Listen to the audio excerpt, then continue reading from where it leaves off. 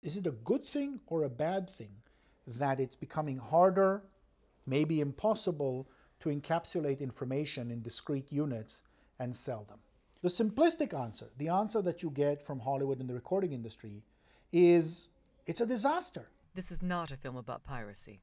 The recording industry's been freaked out. The movie industry's been freaked out. The suits don't know how to think about this. This is not a film about sharing files.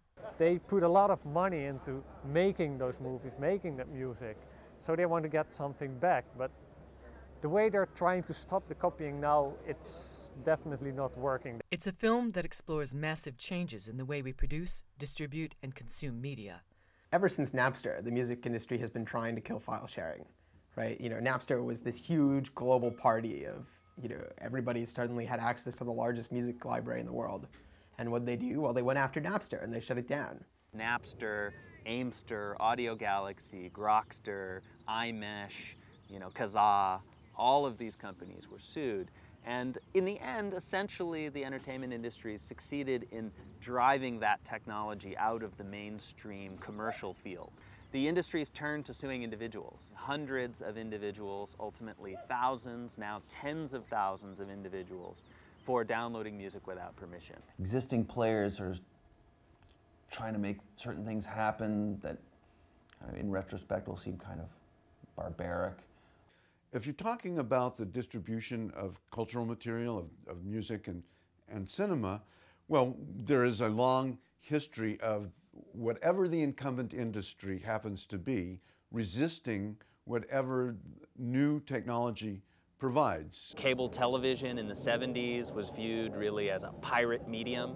All the television networks felt that taking their content and putting it on cables that ran to people's houses was piracy, pure and simple. The video recorder was very strongly resisted by Hollywood. There were lawsuits immediately brought by the movie studios who felt, in fact, who said publicly that the VCR was to the American movie industry what the Boston Strangler was to a woman alone. New information technologies provide Hollywood and the recording industries with fresh channels on which to sell products. But they can also open unplanned possibilities for their consumers.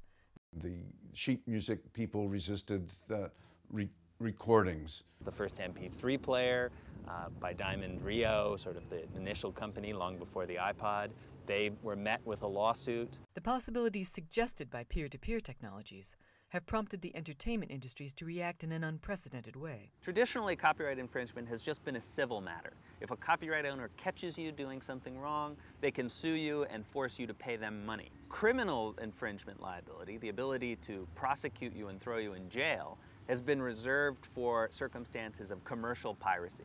It's circumstances where, someone has made 500 copies, is selling them on the street as a competition for the real thing. Well, in recent years, copyright owners have not been satisfied with that.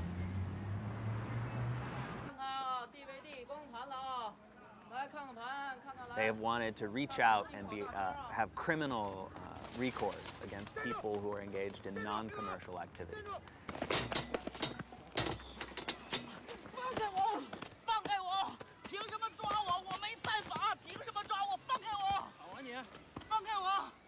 We recognize and we know that we will never stop piracy, never. We just have to try to make it as difficult and as tedious as possible, and we have to let people know there are consequences if they're caught. What they've sought to do is sue a few people punish them severely enough that they can essentially intimidate a large number of other people. It's really as though they decided to intimidate the village, they would just chop off the heads of a few villagers, mount those heads on pikes as a warning to everyone else. The fact that the DVD writer is the new weapon of mass destruction in the world is primarily for the fact that a $50 billion film can be reproduced at the cost of, let's say, 10 or 15 cents. There is a fantastic quote by Mark Getty, who is the owner of Getty Images, which is a huge corporate image database, and he's one of the largest intellectual proprietors in the world. He once said, intellectual property is the oil of the 21st century. It's a fantastic quote. You can condense it to one word, that is war. He declared war with that, saying, we will fight for this stuff, these completely hallucinatory rights to images, ideas, texts, thoughts, inventions, just as we're fighting now for access to natural resources. He declared war. Strange kind of war. I would take it serious, but it's ridiculous and serious at the same time. This is not the first war that has been fought over the production, reproduction, and distribution of information. People like to see the contemporary and the digital era as some kind of a unique break. And I think the important point to make here is not to see it as a unique break, but really to see it as a moment which accelerates things that have already happened in the past. Before the arrival of the printing press in Europe in the 1500s, information was highly scarce and relatively easy to control. For thousands of years, the scribal culture really handpicked the people who were given this code to transmit knowledge across time and space. It's an economy of scarcity that you're dealing with. People are starved, in a sense, for more books. There are images from the 16th century of books that were chained and had to be guarded by armed guards outside a heavy, heavy door, because it is very, very dangerous for people to have access to that. Print brought with it a new abundance of information, threatening the control over ideas that had come with scarcity. Daniel Defoe tells of Gutenberg's partner Johann Fust arriving in 15th century Paris with a wagon load of printed Bibles. When the Bibles were examined and the exact similarity of each book was discovered, the Parisians set upon Fust, accusing him of black magic. About to change everything, this new communications technology was seen as the unholy work of the devil.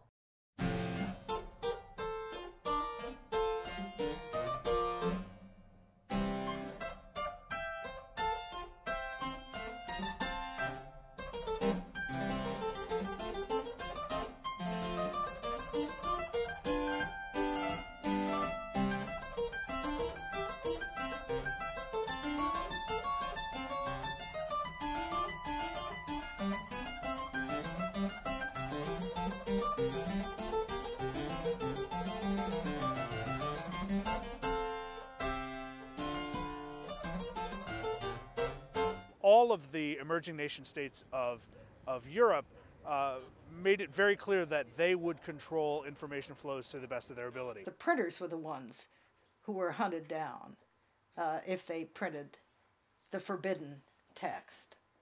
So more than we think of persecuting the authors, but it was really the printers who suffered most. As print technology developed in Europe and America, its pivotal social role became clear. Printing becomes associated with rebellion and emancipation.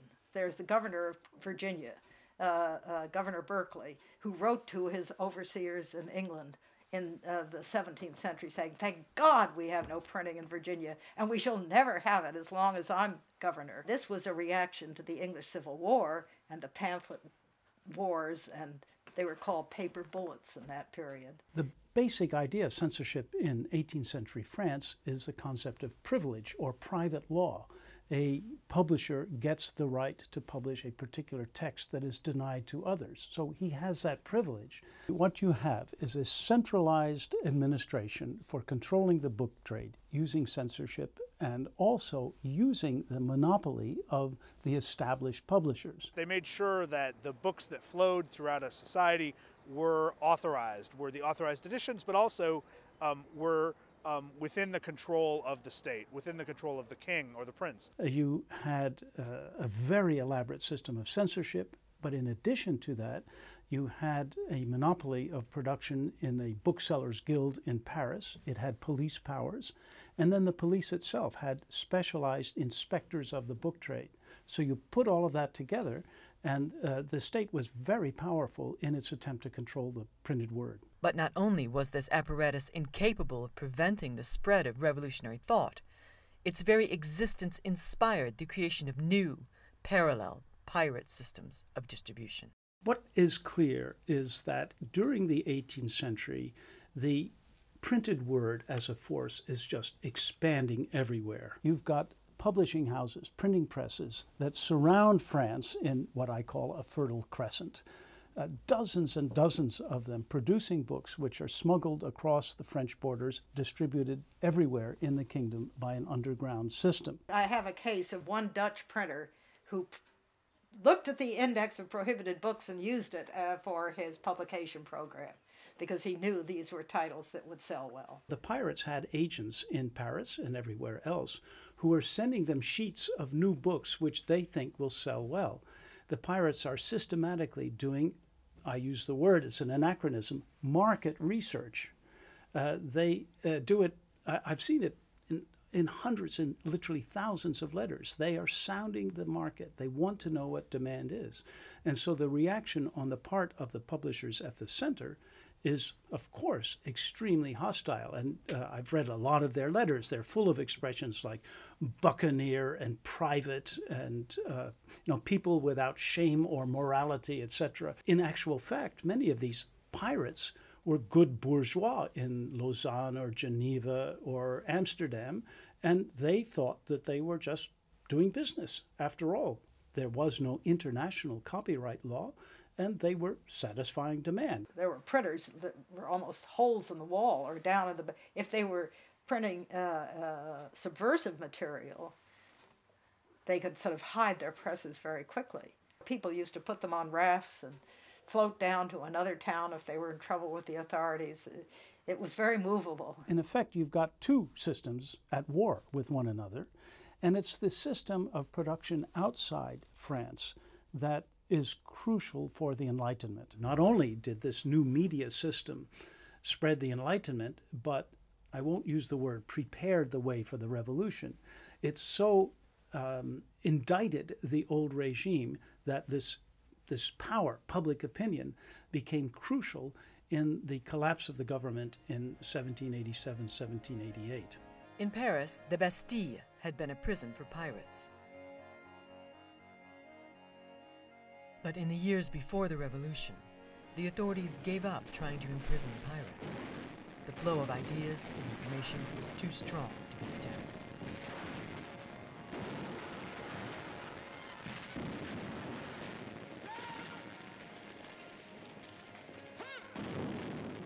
And I think that's the dramatic change that was affected by the printing revolution, where all of a sudden the emergence of a new reading public, the emergence of an undisciplined reading public, which were not subject to the same norms of reading or the same norms of our relation to knowledge as it was in the past, was the dramatic shift. The fundamental urge to copy has nothing to do with technology.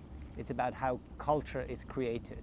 But technology, of course, changes what we can copy, how quickly we can copy, and how we can share it. What happens when a copying mechanism is invented? And you can take the printing press or you can take BitTorrent. It shapes people's habits. It gives people completely new ideas how they could work together, how they could share, what they could relate to, what their lives could be. There's no way that an absolutist political system can totally suppress the spread of information. New media adapt themselves to these circumstances, and often they can become even more effective because of the repression. Why should improvements in our capacity to copy be linked to social change?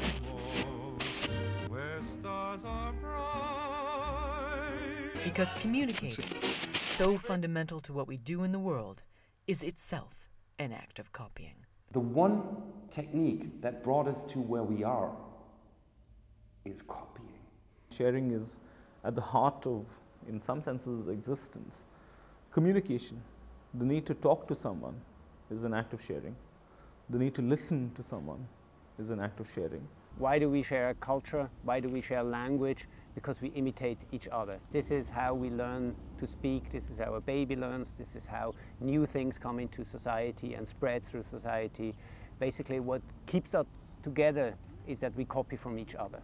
When the spoken word was our only means of communication, we traveled far and wide to deliver it to others. Later, as we began to communicate in written form, armies of scribes multiplied our ideas. Our urge to communicate is so strong that we have always pushed the tools available to us to the limit, then gone beyond them, creating new technologies that reproduce our ideas on previously unimaginable scales.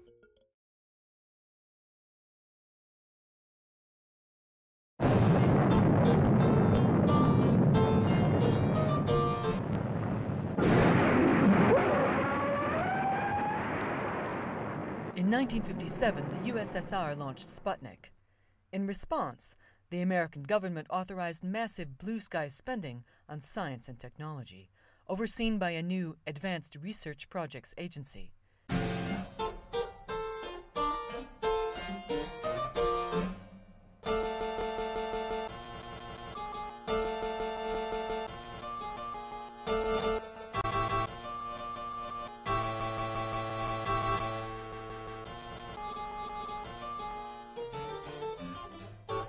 It was ARPA, developing the ideas of visionary computer scientist Joseph Licklider, that came up with the concept of networking computers. It's been hard to share information for years.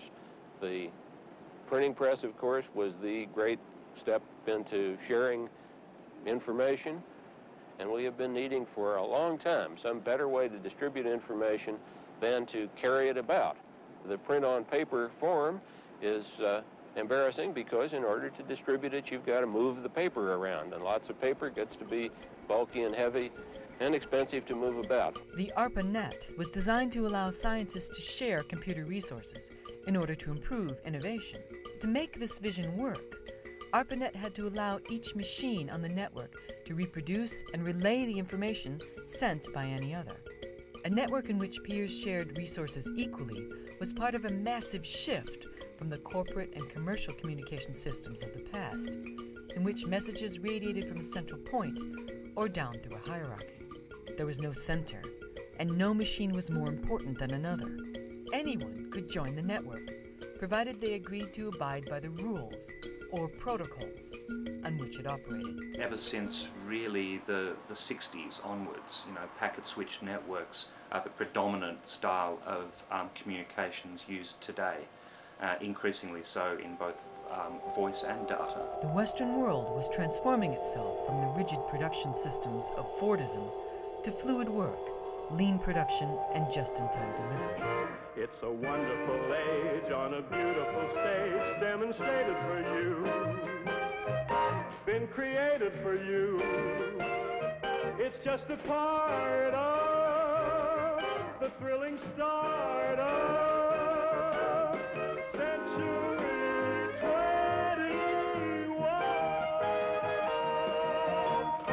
a post-centralized, friction-free economy needed a communications system just like this. We didn't build in the 1970s networks of hierarchs. The computers that existed in the world were all multi-million-dollar machines, and they basically interrelated to one another in very equal ways. One of the really important characteristics of the internet is that it's extremely decentralized, and that the services on the internet are invented and operated by other network users. The network is built so that there's nobody in charge, that everybody has control over their own communications. In relying on the internet, society was bringing into its very center a machine whose primary function was the reproduction and distribution of information. It's an inherent function of the networks that we use today that this data is stored and copied, stored and copied. Normally transient, normally very fast, in milliseconds, microseconds. Specialized pieces of equipment such as switches, routers, hubs, etc. do this all in the blink of an eye. But it's the way networks work. What ARPA's engineers had produced was the blueprint for a massive copying machine without master, which would grow at a fantastic rate into today's internet. So this entire area is bristling with information transfer of one type or another. For instance, the local council, Tower Hamlets and Hackney, we're sort of on the border here, have some of the surveillance traffic and security cameras linked via wireless networks themselves. The spectrum environment is getting very dirty or noisy. Every single packet that flies through the multitude of wireless networks and through the internet is listened for, stored in memory, and retransmitted, i.e. it's copied from one what's called network segment to the next. Now, our media environment now, our media ecosphere now is so broad, so large, that you cannot contain information very easily anymore. You cannot stop or censor information or stop the transmission once it's out there. It's like water through your hands. It's like trying to stop a dam from bursting. I would say right now we are likely in range of wireless microwave radio transmissions that are most likely breaching some sort of copyright law right at this moment. Try in the back of modernism and all this international law to make profit out of his own ungenerosity to humankind. One of the main battlegrounds in law, in technology now, is the extent to which it is possible to exclude people from information, knowledge, and cultural goods. The extent to which it's possible to enclose a bit, if you will, of culture and say, it's in a container, you have to pay me in order to access it.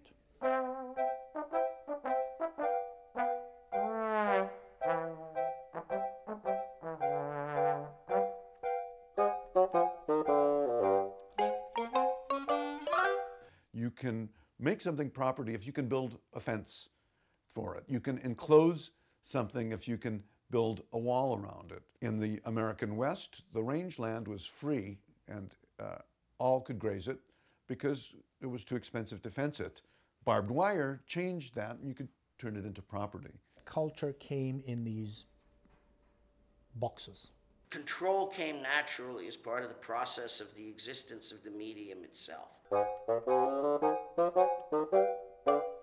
There's a thing, a book, a record, a film, that you can hold on to and not give somebody else, or you can give it to them.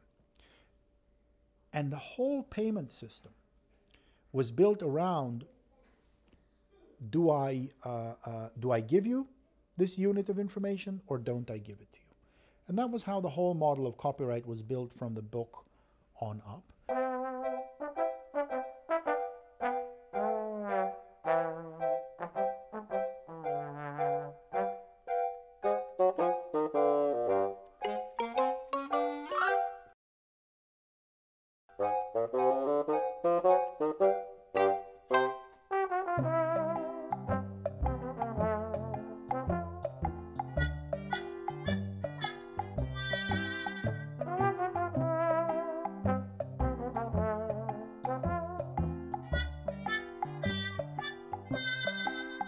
What used to be property, music, cinema, now becomes very, very easy to transmit across barriers. We have today the ability to make copies and distribute copies inexpensively. If one copy leaks out on the internet, very rapidly it's available to everyone.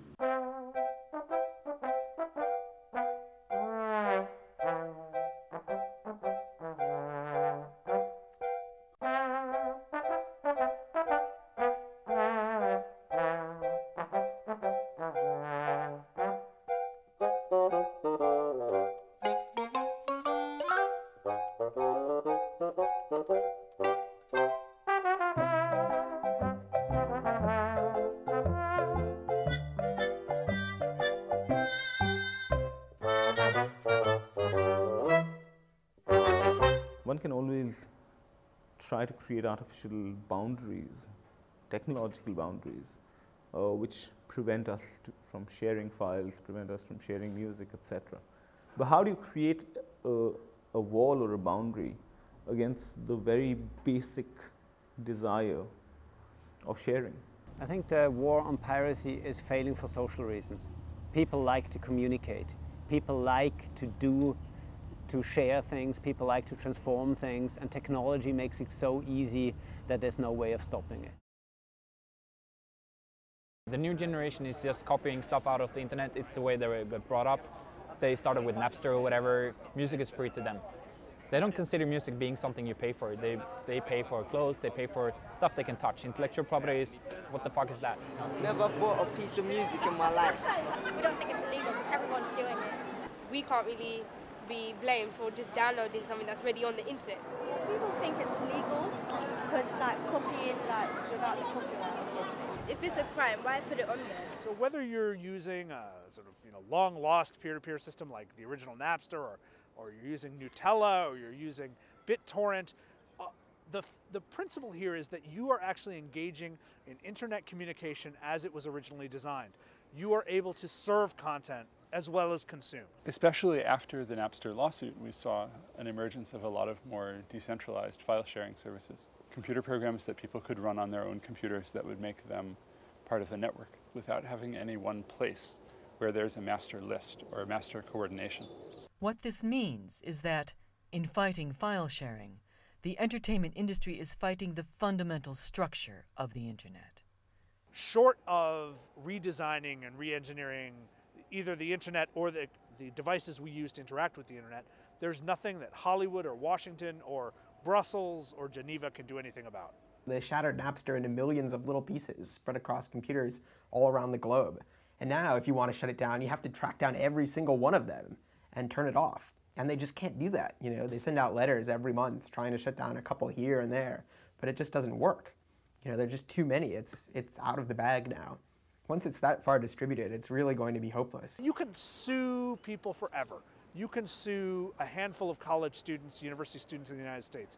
You can sue the investors of Napster, in Napster. You can sue the company that provided the software for Kazaa, but it doesn't shut anything down.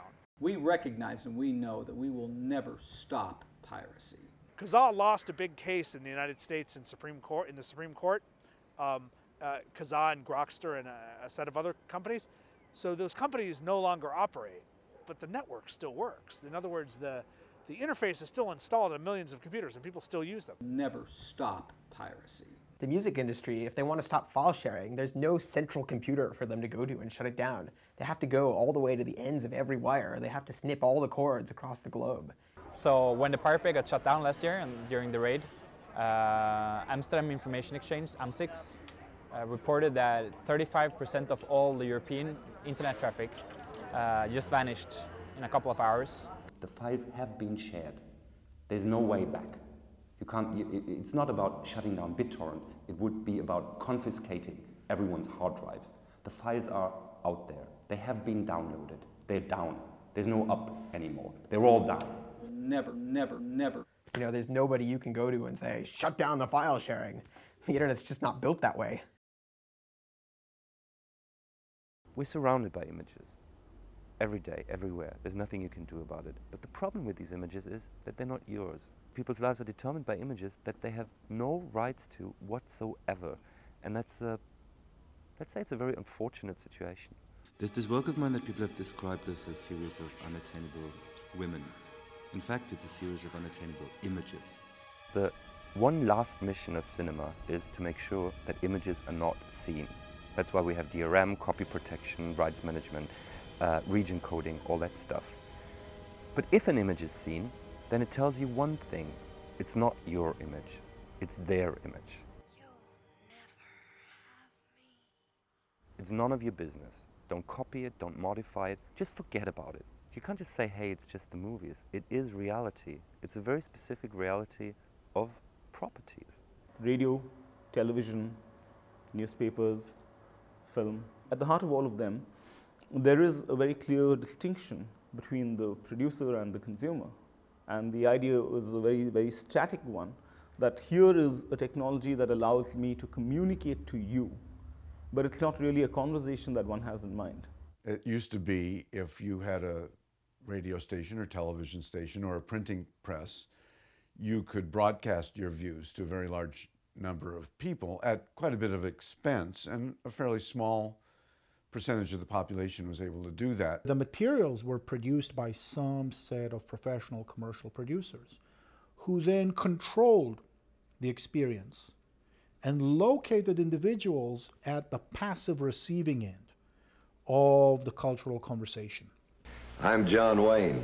We believe in many things, but I'm John Wayne. If you wanted to change the way the television broadcast network works, good luck. You're going to have to get the majority of the shareholders to agree with you, or you're going to have to replace some very expensive equipment. In the world of that universe where you needed to get distribution, there were gatekeepers that stood in your way. I know that there's gatekeepers out there at every level, by the way. Certainly production, funding, exhibition, they can get fucked as far as I'm concerned. You would need to satisfy the lawyer for the network or the lawyer for the television station or radio station that what you've done is legal and cleared and permissions have been obtained and probably insurance has been obtained before you could get into the channels of mass media communication. The number of people who could actively speak was relatively small, and they were organized around one of the only two models we had in the industrial period to collect enough physical capital necessary to communicate, either the state or the market, usually based on advertising. This is the question that faces us today.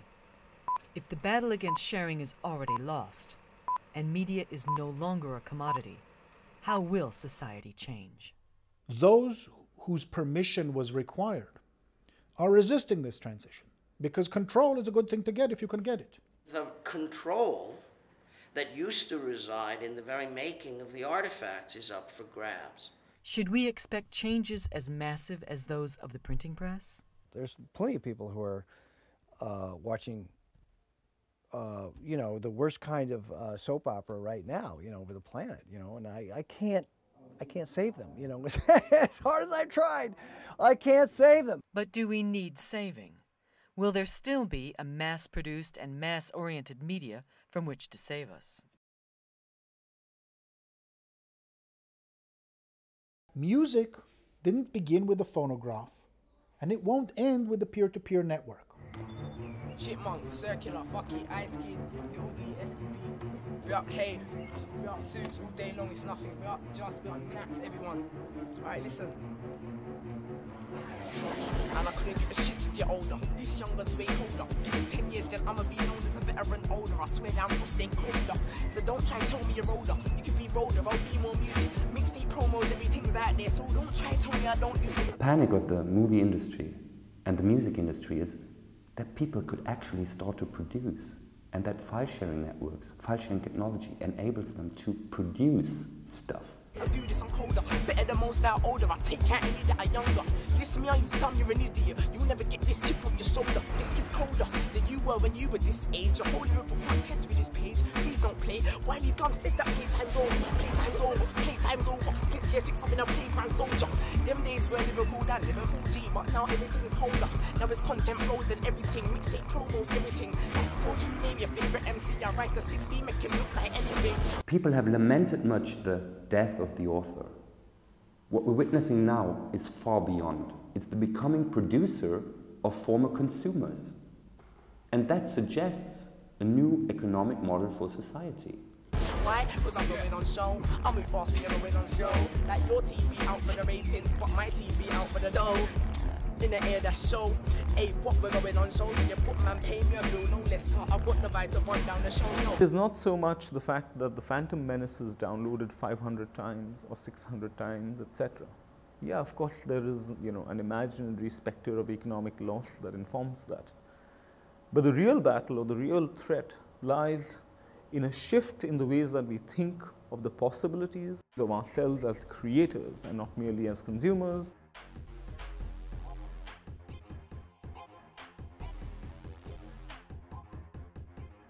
It's like a whole network. This is a song that I've given out, and I've let people download it, and they can download it, do what they want. I've made a blog about it saying, oh look, DJs, you can play this where you want. Like, there's this guy in Brooklyn, and he's just done a remix of it, just like, it's totally different to what I thought, but he's just this guy from Brooklyn, and I really respect that in him, that he came back to me and he said, look, and it's going on his mix album. One of the things that intrigues me tremendously about the proliferation of material that's out there in the world for people to grab is the potential creation of millions of new authors.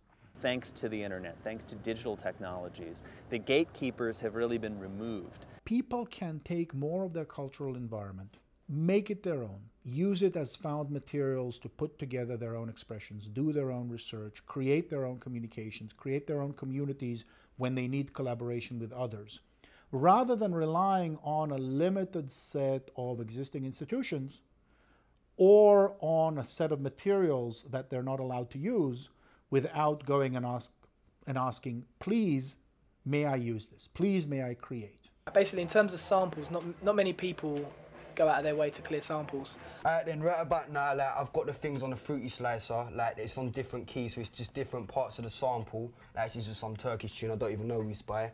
Like it's just some random sample.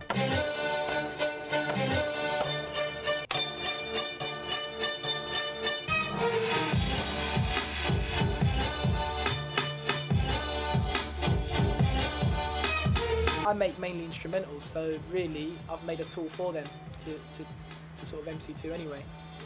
It's good that people are ruthless enough to use another person's tune and record themselves like spitting bars over it. Look, I'm taking over now, been in the game since 2-3 October now. I'm fucking it up, listen to over now. I'm setting the pace, how you gonna slow me down? Look, it's over clown, I got the skippiest flows in town. Plus, you niggas can't fuck with my wordplay. I switch it back, DJ, bring it back, why? Sometimes you get the big artists freestyle on your stuff and just sort of put it out there on their CDs and you don't even know about it. We live in this world in which absolute abundance of information is an everyday fact for a lot of us. And this means that we have a certain attitude towards the idea of information as property. It's like you've heard. Sharing it is in our blood. So the struggle to hold on to knowledge and creativity as a commodity, by force, it's going to be met by our strong urge to share, copy, and cooperate. Kids, if they sample my music to make the proper music, that would be another good thing as well. I would like that as well. I want them to do that, like, if I made an old tune, take a bit from it, drop something over it and make it music, make it big. If you can do that, do that. When you put primary materials in the hands of ordinary citizens, really, really interesting things can happen. I ain't no musician, like I just know how to like make things sound good. I want to make people realize their own value. I want them to realize that they are the masters of their own content, that they create something, they can share it. If someone else created something, they can contribute, they can help, they can get it and use it the way it's supposed to be. So it's a terrorism of the mind that actually sustains concepts like intellectual property. You know, it's a terrorism that's grounded on an idea of a brutal repression of that which is actually possible. If everything is juice generated, it also means that you have to create something in order to be part of the society. I think one of the things that we are seeing coming out is a culture where things are produced because people care about it, and not necessarily because they hope other people will buy it. So what we will see is things made by the people for themselves. I don't think I know a person who just listens to it and doesn't try and get involved in some way by producing something. You know, all of these things that are taking the copyright industry totally by surprise, and they're scrambling with and not able to deal with, you know, for the next generation. It's just part of the media landscape. They're natives. They're natives in that media landscape, absolutely. And they're not alone. I think of myself as a pirate. You're a pirate. Yeah, pirate. I'm a pirate. I'm a pirate. I'm proud because I get my music free, so it's all right. I'm proud.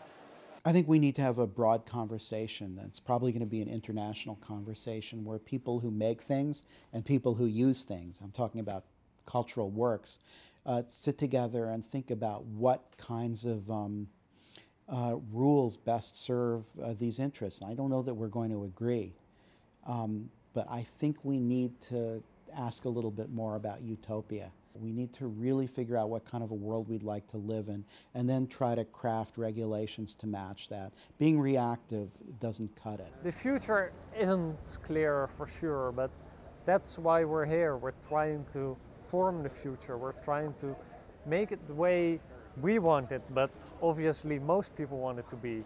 And that's why we're doing this. Let's build a world that we're actually going to be proud of, not just a profitable world for a few very large media companies. Making money is not the point with culture or media. Making something is the point with media. And I don't think that people will stop making music, stop making movies, stop taking cool photographs, whatever. Although it's difficult to believe it now, we can do without the entertainment industries. We'll find new ways to get the stuff we want made.